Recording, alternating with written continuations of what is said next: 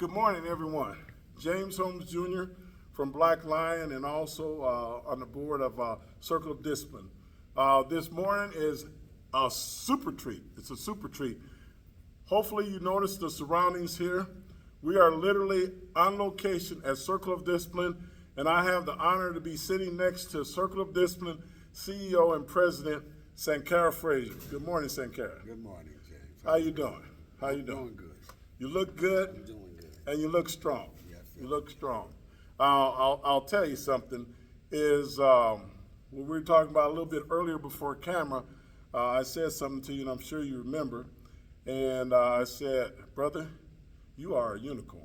You are a unicorn. You're not supposed to be here. You're not supposed to exist. Right. And I meant it when I said it. Is that I know a lot of people. I've seen a lot of people. I've met a lot of people, but I don't know anybody quite like you. And that's a part of the challenge of this interview this morning. It's our part two, is for you guys, the audience, to actually just get a glimpse of the greatness that's going on in his life, the things he's done with Circle of Discipline and so forth, and where it's going, and a lot of the logic and philosophies behind it. So really, why don't we just start today with just a general overview. Some of this we might have touched on a little bit in our last interview, of just basically Sankara Frazier, Circle of Discipline, and a general outline of where it's come from, how it's got started, and what's going on here. Okay. First of all, I'd like to give praise to God for allowing us to be here today. As far as, my background is concerned, my history, the history of my family, that goes back to the 1800s. I may have mentioned that to you before. And they came out of Fergus Falls. Actually, they came from Kentucky, but then they stopped in Fergus Falls back then. And they made their transition from there down to Minneapolis. And I decided to pop into the picture. And from the time I was about 4 years old, that was about 4, I have a picture I'll show you. I had the gloves on, and my father was on one knee. And all my uncles, well, let's see, 3 of them, there's 6 of them, 3 of them actually boxed. The other one went to Vietnam. Should have stayed here, but he went to Vietnam, and 2 of them went to Vietnam, and then the oldest one also was a veteran too. He went to the war. And my grandfather, Arthur Frazier Sr., he was a pretty well-known man here, a mason, a Shriner, and a motorcycle rider, because they all rode motorcycles. But he did a lot as far as the community was concerned, getting people jobs, things like that. So it's kind Here of in a Minneapolis. lineage here in Minneapolis. Yeah, actually he was in North Minneapolis. Well, he was in South Minneapolis too, but he finally went to North Minneapolis. But there's a lot of lineage here. There's a lot of family that I have that are here. Yeah, I know you have a strong history, and as a reminder, his father was a late great Bishop Stanley Neal Frazier, also my pastor. We both grew up at Emmanuel Tabernacle, built the foundation for both of us, and the scripture of show a child the way he shall go and he shall not depart. I think it's safe to say that we're both living that scripture. We are. Both living that scripture. As hard as it is. No one said it was easy. Yeah, it's not easy. And then No. my mother, she worked at Bryant Junior High School. And Central. And she worked at Wilder, too. So everybody knew her from the school systems. Absolutely. She's one of them ones that didn't play with you too long. Absolutely. Yeah, not to not give her shine, because Mother Frazier, great woman. She did a great lot of work. woman. I miss We her. all have have great love for her Yeah. also. Got a question for you. What are some of the accomplishments you've achieved, and which ones are you most proud of? Well, I've done a lot. That's an understatement. A lot of stuff I've even forgot about myself. It's like things will come up in conversations, and I say, "Oh man, I remember I forgot about that." But I've always wanted to have some kind of organization on the South Side that could help, the brothers and sisters over there, say Right. we had the way and all that kind of stuff. And I wanted something right over south, planted right in our neighborhood. So one thing that we got started was an organization called SYNO, Southside Youth Neighborhood Organization. And one of my close departed friends, his wife Josephine, me and her, we just went to town on it, and we winded up, getting some property and everything else. But things happen, people change, without getting on anybody too bad, but they knocked that down. Right. So I had to Sometimes this is a fine example. And boxing is a fine example. Martial arts is a fine example. Sometimes you just have to have the resilience to get up when you get knocked down. That's it. That's the whole thing. It There's teaches. a lot of metaphors there. Oh yeah. Oh yeah. But go ahead, But please. what you just said is why I really got into it. Well, I was kind of forced into it too. Let's just be real about that. You want to cover that a little bit? I was fighting so much in school. I had my first experience in elementary school with a racist principal, and I hate to just say everybody was racist, but she was racist. And she didn't just get me; she got a lot of other guys that ruined their lives up into their older ages. I had some backup, but I was fighting hard. I was fighting hard because they were doing a lot of bad things to me, and she primarily came after me because I was the leader, and it gave me a real bad taste in my mouth as far as white people were concerned for a long time until sixth grade. And when I got there is when I got a really, really good teacher that watched my back, and I developed a whole different philosophy about that. I still had to keep going through some things, though. But they decided after I hit this one kid, they were gonna put me in boxing. They said we can't do it no more. I hurt the kid, and I didn't know until many years later that they were actually trying to send me away. Wow. And my mom, was fighting it so hard. She told me right before she got ready to leave here. She told me, she said, "Yeah, you never knew how hard me and your father had to fight to keep you from going away." Wow. And I said, "I sure didn't." As far as being institutionalized. Absolutely. That would have sent me down a whole nother way. Man, wow. Because I was already revolutionary minded anyway. As a kid. As a kid. Basically going to prison. Absolutely. As a kid. Wow. So, I went kind of back and forth in the whole school thing, even in Bryan and Central, because, I was radical about my people and what we had to do and, what we were going to achieve. I worked with Maurice Burton over on 38th Street at the Black Panther headquarters. But we had our own organization too, so we worked in conjunction with them, as far as getting the words out and going to different meetings and voting and all of that kind of stuff. And those guys were learning a lot. All of us were learning a lot at that time. And if I could show you every building that I've been to in these Twin Cities trying to open up, it would take us a month. I went in and talked to these people, talked to that people, talked to the same thing over and over and over. So we winded up 37th and Chicago. That's after Broadway. That's after Glenwood Community Center. Mm-hmm.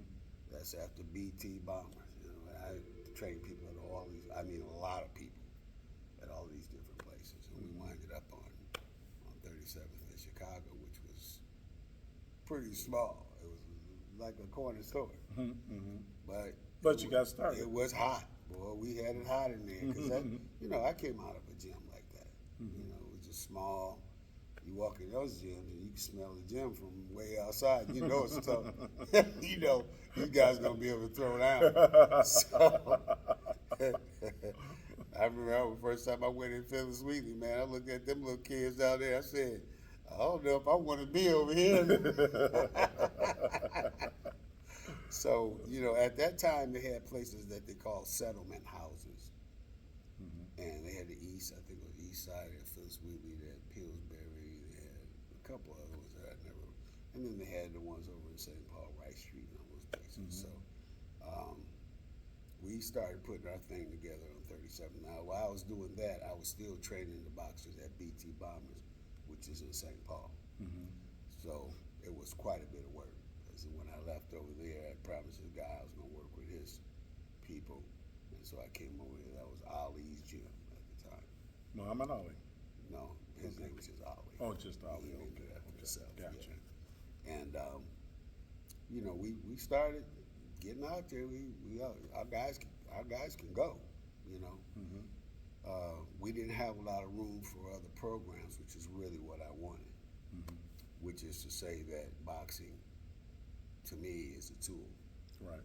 You know, yeah, I love the movement and everything else that goes along with it. But it's really a tool, and a tool builds up your self-esteem and your confidence. Right. Right. And I've watched Right. almost every last one of them go through it, piece by piece. They couldn't get this, they couldn't do that, they couldn't keep working, oh, you got it. Let's move on. Yep. But it also helped them outside of here because they had that type of confidence to go and talk to somebody about, you know, getting a house or getting a job or getting whatever it is, or getting in school, whatever it is that they needed. I did that because what I see in our society. You know, to me, the profound thing there is that you look up Circle of Discipline and you see it, you say, okay, well, it's a boxing gym. But like you said, what that is just a tool because it's so much bigger than that. Right. And the effect on the young lives is so much more than that. It's almost like that's just an entry point, Right. you know, to grab their attention and to help them grow from there. Would you agree with that? Oh, absolutely. Because, you know, and you know, while the women are in trouble too, but the young black men, they don't have nowhere to go. They, you know, it's hard for them to get somebody to stick with them and keep teaching them. And they're under attack. They're under attack. They're under They've been attack. attacked for a long time. Yeah, right. You know, when you can't drive down the street, Well, you know, this happened to me. right, you attack the head, Right, and then the rest will struggle. absolutely. And we're seeing that in society all over, all over the place, Yeah. all over the I place. shared it with our guys. You know, I've been stopped a number of times. We all have. Yeah. We all have. Hands on your head. If you're not a black male, you probably don't even really understand that. That's right. You know, but if you are a black male, pretty much everybody I know has dealt with that. Well, I remember when they dealt with it over at the church when the choir was leaving. And somebody called the police on the choir. They had them all out. This is a church right here. Yeah. See, they're just coming out. They just had choir rehearsal. Yeah. You know, so that's the kind of thing I started worrying about all the way up to the point of George Floyd. But we seen all of that over and over again. Right. And that's one of the reasons why I push so hard to get this going socially. Right. What's one thing that you would change if you could go back in time?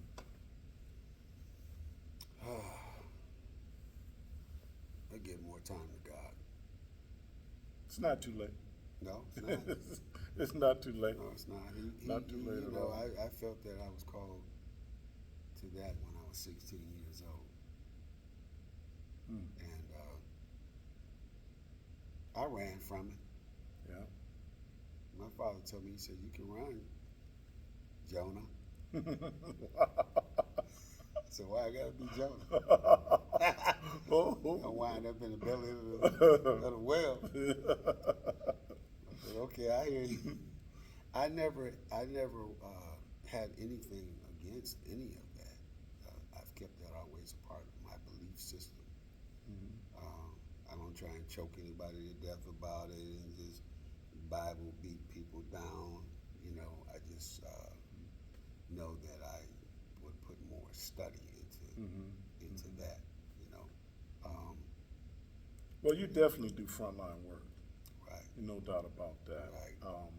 One thing I guess I would like for everyone out there to know is that oftentimes this place is the last stop for people. I mean, you get them referred from Hennepin County and things like that. You want to address that at all? Oh yeah, we get referrals from. We've been doing that for a long time, even back down on 30, Right, but I don't think people 37th. know. No, they don't know. 37th, we were getting referrals down there on Lake Street. We was getting all kind of referrals from the people right next door to us, which were probation, and they bring them over, and we work with them over there. We had worked with the elderly for a while. That was a little hard because we didn't have the transportation to get them places that they needed to go. But that's always been a part of our system right up till today. Working with, you know, juveniles, working with grown adult people. You'd be surprised. No, you wouldn't.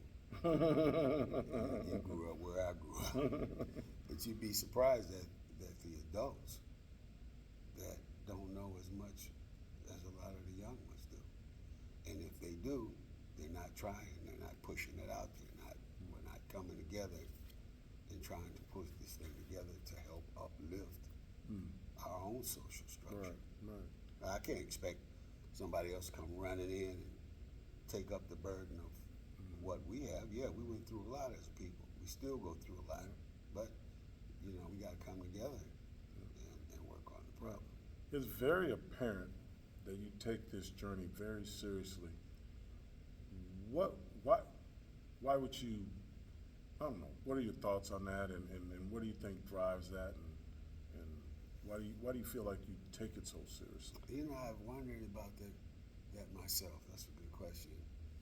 Why am I driving this so hard past all of the opportunities that I could have had? You know, I'm right in the mix with all of these other coaches that are around the country and the world.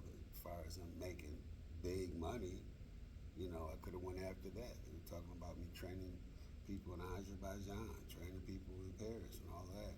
And a lot of them have tried to do that. I didn't do that because there's something that's always been driving me. Just driving me. I wake up in the morning. Like a fire, internal It's fire. an internal fire.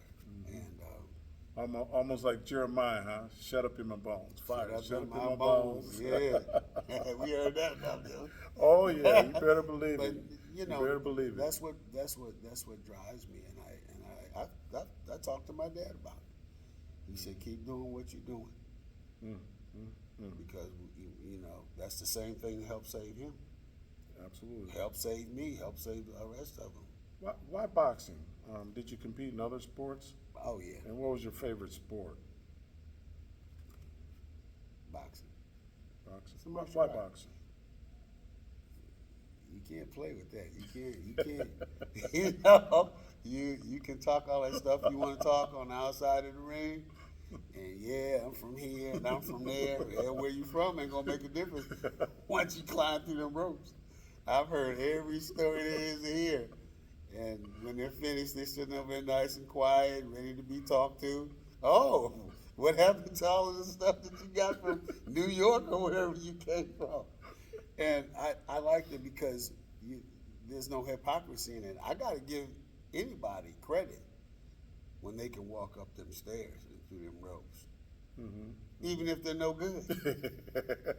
You know, I just tell them, hey man, maybe we need to go do something else, like play tennis or something. But the point is, you walked up those stairs. Yeah, right. Well, what lessons did you learn, say from your I first learned match this- and maybe even your first loss? Well, I'll tell you, for my first match, it wasn't even, it was in the gym. And I always had a super bad temper, right? And that's why I was getting in fights all the time. So I got in there, it took me down to the gym. Some big white kid down there. At least he looked big. I wasn't all that big, you know. Right, right. And I think if I remember hard enough, I think I remember him having hair on his chest. And it said Eddie Lacy was one of my trainers, him and Danny Davis, beautiful fighters. Eddie said, yeah, I want you to box with him. I'm looking at this guy like, man, this is somebody's daddy. You know? So I got in there and he hit me with a good shot and I got mad, which is what they said. Now I already been. What you don't want to do. I've been getting trained from this since I was a little kid. Right, With all my uncles, bam, bam, knocking you down. I know better. right. Man, I got mad and that boy whipped my tail and nose was bleeding, the head was hurting, everything else. Got in the car. And Dad looked at me and said, yeah, he got you, didn't he? Wait, this is Dad. You know, you passed me the bishop. He wasn't the bishop, did he? I said, yeah, he got me. Got mad, didn't you? I said, yes, sir. Got mad. What did I tell you to do? Keep my hands up. Keep your hands up, and you wait for your time. Use your jab. Now we're going down there again tomorrow. I'm thinking, well, I don't know if I can make it. So we went down there the next day, and I did exactly what he was saying. The kid was coming in. He got his confidence now. He already done wore me out. He coming in strong. And I pulled in, slipped up, boom, dropped him, hit him in the body. And he went down on his knees and fell on the floor. I said, man, I love this sport. Pays to listen. This is my game. This is my game. So I had my first fight at 8 years old, and I won that over at the Labor Temple. And I remember my mom had fussed so much about me boxing, and she knew how to box herself. And you don't go down to Cincinnati and you don't know how to throw down. All them women, she had 8 sisters, all of them could throw down. She said, I don't want him boxing. I don't want. And then as soon as I get in the ring and I started boxing this kid in front of all the people, that's my son. She did the same thing all the time I fought. So yeah, I realized that it made a change in me almost immediately. You know, because you know you got the confidence. You know that you can do what it is you say you can do. And I know you have a big love for training younger boxers. Why is that so important to you? And why is that more important than training, say, older boxers or amateur versus pro boxing? I look at all of them as being important. The older ones I train and work with a lot just because of health reasons. You know, our health is so bad. You know, nobody wants to do nothing. You don't want to go run around the lake. You don't want to ride. You don't want to skateboard. You don't want to do anything. And we do, as a people, have, we are drawn to combative type sports or whatever. And, you know, football playing and all that, we do all that. I played ball. I got hurt bad playing football. But when they come in here, you know, they can sense it, they can feel it. This is the real deal. And if you want to fight, you're going to fight the real people. So if you're going to come in here and you're going to train, we're going to train to go and win the nationals. We're going to try and win the worlds. You know, this is going to give you access to travel, meeting other people, and all of the different things that go with that. And that's going to help change your life. Absolutely. Right there. Absolutely. Let's circle back. Earlier, we just skimmed the surface on some of your accomplishments and things that you achieved and things like that. But we didn't really dive in at all because I'm talking about world champions you've trained, titles, championships that Circle of Discipline athletes have won, fighting in the Olympics, nationally ranked U.S. boxers, Golden Glove finalists, great names like Grisby and Moore and things like that, and even some of the great um, names in the sport that you've met, and then I guess really just taking all of that and developing programs from that, just everyday programs to help people from that. I know that's a lot to chew on, but I don't think we gave it enough shine originally. So, so let's circle back and say, what are some of the accomplishments that you've achieved and some that you're proud of? And I know you're a modest man, I know that. So that's why I'm trying to just pull some of this out. Okay. I've had an opportunity to be around a lot of the world champions, and even at a young age, we were around people like Ernie Terrell, who fought Muhammad Ali, got beat up, but he taught us something that I really held on to, and that was always go and get checked by the doctor. If you're dependent on your body to be high performance, you guys are going to fight like that, you need to go and get checked by the doctor. And I never forgot that. That was some important information. The talent around here, Rafael Rodriguez, Doug Demings, that was like a brother to me. Gilbert Mitchell, all of these guys, they were all around here, Claude Kleiderman.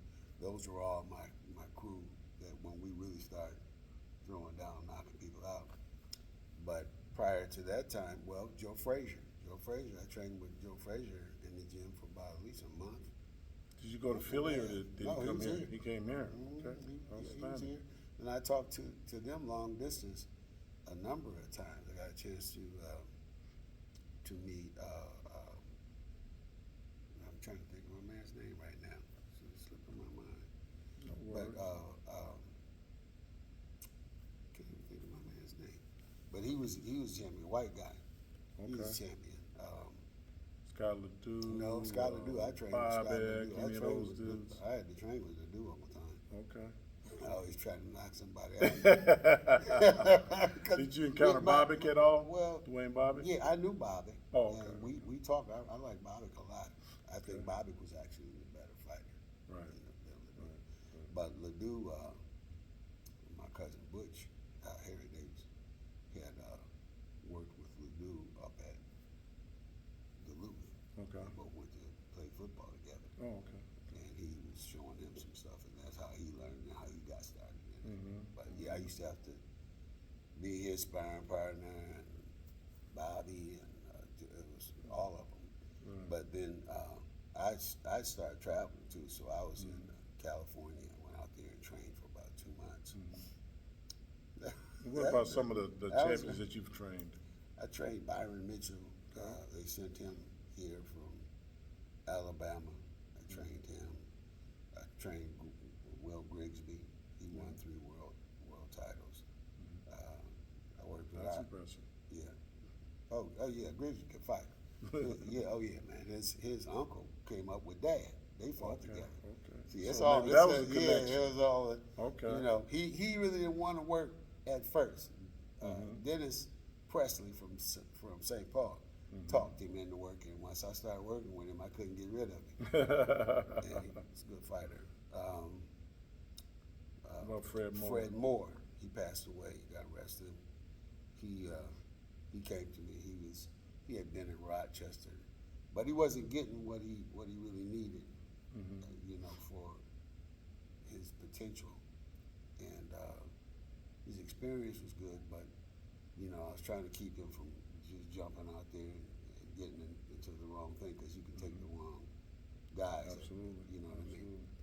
I mean? Him and naturally Jamal James, Shango.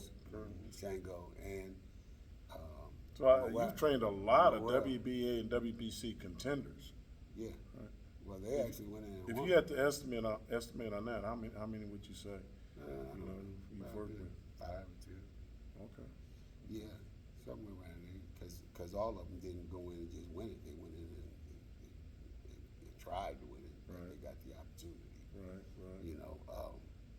those two guys, him and Jamal and Morrell, that was really a trial for me because.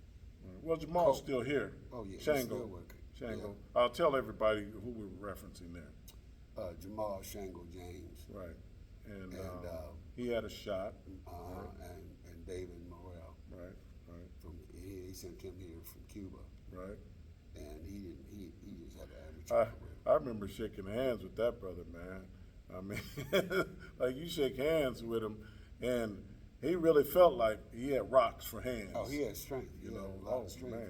But you know, the thing is, you want to learn how to use that in there Right. because you're fighting other guys that are slick too. His first guy, he came from not the first one, but his championship. That guy came from Philadelphia. Mm-hmm. So, all right, we know how he's coming. Mm-hmm. Keep your hand up. I want that hand up. Mm-hmm. So, you know, when you're in the gym, you're training, you're working. He's sweating, I'm sweating, everybody's sweating. Mm-hmm. And it's me and him basically Mm-hmm. because COVID was here. Right. I couldn't get any sparring Right. sent in here. Nobody was moving. Mm-hmm. Him and Jamal can't box with each other. They both had to fight. I don't want them Right.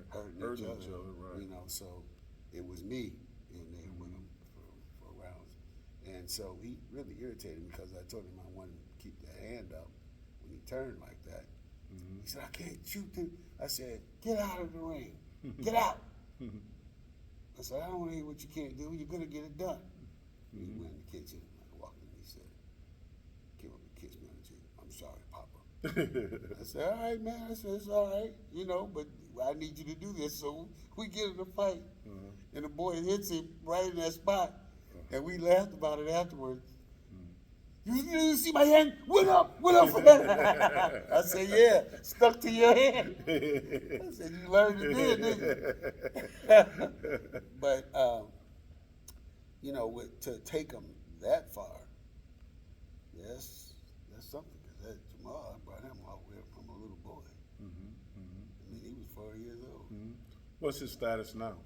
Shango's status. Right now, we just talked to, you know, his advisor, and we're getting ready to get something. He could have had a couple of fights prior. He would have been on Canelo's card. I wasn't feeling good at the time, so there was two cards he could have been in, and I wasn't feeling good at the time. They didn't want to fight. They don't want to break the team up in the corner. So I said, well, just wait until I get myself together. Right. You know. Right. That time will come. That time will come. You asked me what other sports I play. I played football. I was running the ball. I was running the touchdowns, and I ran track too. So track season, at the end of track season, It's almost like a lot of those things almost seem like they kind of work together, don't you think? and they help because as long as I was running track, I didn't get tired in the ring. Right. But that football, man, people keep talking about boxing and this and that. Hey, man, when you get hit out there, you really get hit, and you can't always see where you're getting hit from. So I got hit in the back, and I spent 2 months in the hospital, or a month and a half, and then another month at home. And at that time, they thought that I might be paralyzed from the waist down. Wow. So I didn't get my mom then came in and said, okay, you know, and the doctors said, oh, and it was a success. And then and my hospital room was situated right over Augsburg. And I'm sitting up there watching them out there training in You football. say you got hit from behind. Was it a dirty shot? Yeah, it was a shot. We was really just messing around that day. But the guy jumped in, after the play was over, jumped into my lower back with his knees. And so, Man. yeah, I got up and took care of him. Back must not been hurting too bad. It wasn't hurt too bad then. It didn't get me till later on. Oh, okay. It got me after track season. I couldn't stand up. Oh, man. And then they took me in and they said, well, you know, we're gonna have to do this surgery on you. And that surgery at that time was, they didn't know what they was doing. So, you know, again, that was the divine power. Yeah, you blessed to come through that. Divine power. So went through that, and came back out of that, started back running track, stayed on the track. I lived on the track, and messed up my scholarship. I would have had a scholarship for sure. Messed up my scholarship. I got kicked out of Central. So that blows that. Right. That's why I understand when these guys get kicked out and what happened and all that kind of stuff. Yeah, I know that wasn't my fault. I shouldn't have got kicked out. But, you know, powers that be, Right. Right. which happened to be our own folks that time. Right. I got kicked out. I winded up going back and I still graduated half a year. That's good. Ahead of my class. That's a blessing. You know what I'm saying? That's So a blessing. yeah, that's showing you, you know, to be resilient. Absolutely. Absolutely. You know, it was a knockdown. I took a knockdown. Yeah. But, you know, you got to get back up, and if you can handle it, you're gonna try and handle it the best way you can. That's what we do, and that's what we teach and what we advocate, and that leads us into programs. Right. You know, the programs. You know, What tell helps? us about the programs going on at Circle of Discipline. We got all kind of educational programs going on, academics, and these kids are really amazing me, man, because they're coming out with all A's. Said what? All A's? I don't remember no days like that. Yeah. I might have had a So strong tutoring programs. heck yeah, man. You got Absolutely. tutoring programs. They take them off to all of the different, like the training camp. Mm-hmm. We're going to take them up to the training camp. Why? Because you can fish, Mm-hmm. you can ride, you can, you know, Yeah. we can go out there, you can hunt, you can do the whole thing. Mm-hmm. And learn respect for stuff like that. Mm-hmm. Mm-hmm. See, take you out there and let you do that, to talk to you, let you guys talk how you want to talk. We're up here together. We're in the woods. Be careful when you open that door because there might be a bear out there. Just to You know. add a little substance to that is we have the gym here. In the gym, there's, you know, everything you'd want in the gym. You got the rings, you got the bags, you got the weights, you got all of the cardio equipment, Nautilus, and things like that. You got the balls, the exercise balls, you name it, it's here.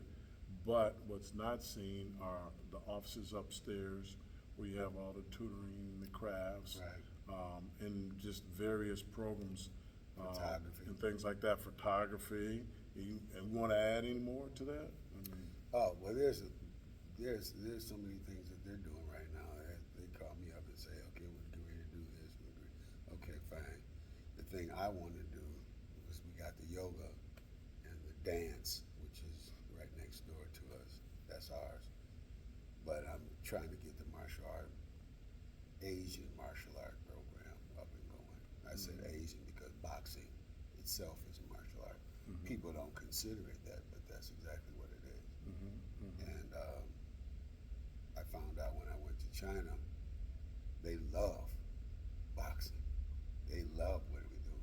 That's why Bruce Lee switched over and started trying to learn how to move like Muhammad, because it's a difference in the timing.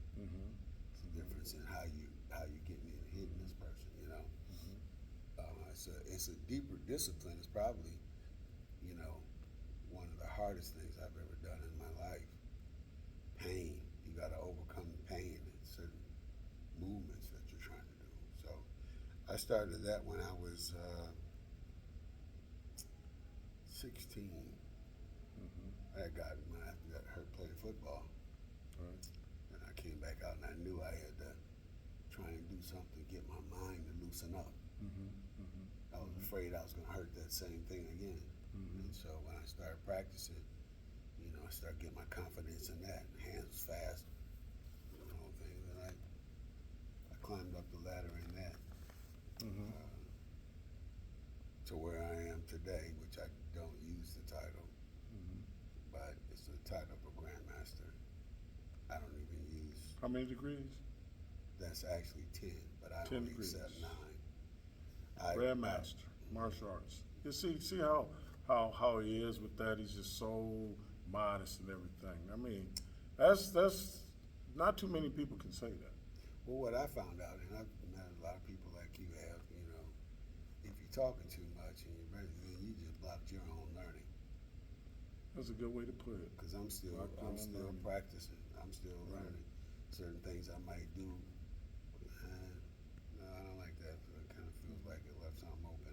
I watched Jamal use one of the moves right in the middle of the fight during the championship, and it was Incorporated it in. Incorporated. I told him, I said, man, a lot of stuff can be used, but people don't know what it is. Right. I had an interview after one of his fights, and one of the people that was the interviewer asked me specifically, yeah, but I'd like to know, what are these movements that you're... I stood there, looked at him. I looked at Jamal. Jamal looked at me and said, oh, just things that we do.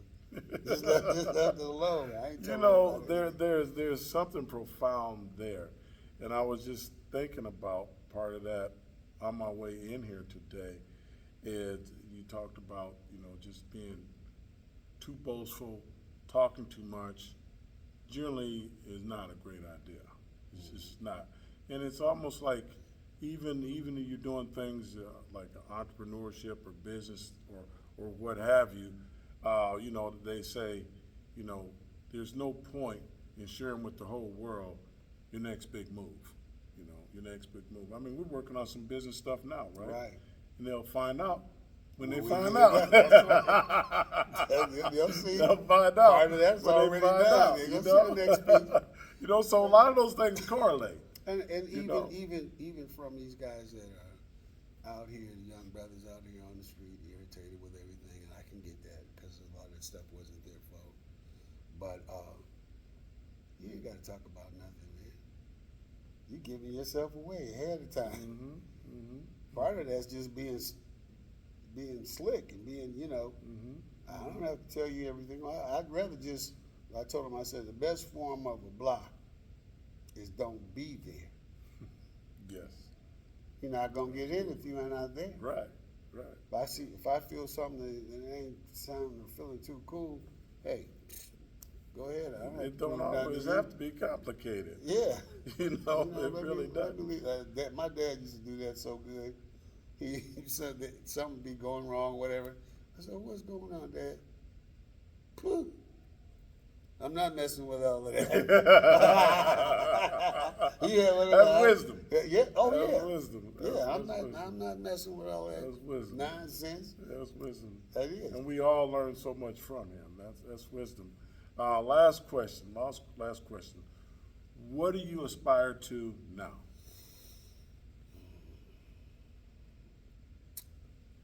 I'm blessed. I'm gonna see that this grows. Okay. I already know that it would be easy enough to go into North Minneapolis and have everybody over there because I already trained them, or I trained their parents.